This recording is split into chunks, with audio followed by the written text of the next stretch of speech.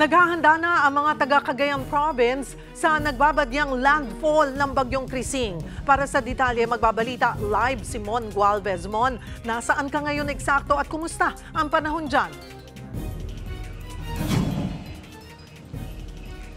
Cheryl, magmula na bumiyahe kami galing Isabela hanggang makarating dito sa Alcala, Cagayan, wala nang tigil yung ulang nararanasan sa malaking bahagi ng dalawang probinsya ngayong araw. Epekto na nga ito ng papalapit na Bagyong Krising. Bandang alas 5 ng umaga kanina, nagsimulang bumuhos ang ulan sa bahagi ng Ilagan City, Isabela.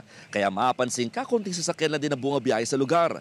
Sa ngayon, nakataas pa rin ng blue alert status sa probinsya. Ibig sabihin, mayat-maya at magdamagan pa rin ng monitoring at paglalabas ng updates ng Provincial Disaster Risk Reduction and Management Center ng Isabela kaugnay sa galaw ng bagyo. Naka-standby na rin ang lahat ng rescue at water assets ng probinsya, kabilang na rin yung mga flotation devices kung kakailanganin.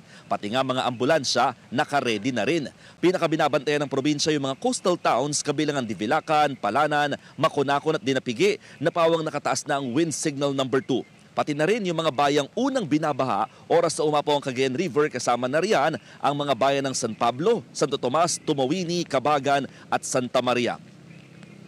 At Cheryl, dahil nga may mga nakataas ng wind signal dyan sa Isabela, pinapatupad na rin dito yung liquor ban o bawal ang pagbebenta at pag-inom ng alak ngayong panahon ng bagyo. Pati na rin, pinapatupad na rin nila yung no swimming, no fishing at no sailing sa buong Isabela habang may bagyo. Habang dito naman sa Cagayan, nakataas naman ng red alert status dahil mas inaasahan dito magla-landfall ang naturang bagyo. At the same time, meron ng isang pamilyang nag-evacuate, preemptive evacuation ito sa bayan ng Apari. 6 persons or 6 individuals according sa latest report ng PDRRMO ng Cagayan. Cheryl. Maraming salamat at mag-iingat kayo dyan, Mon Gualvez.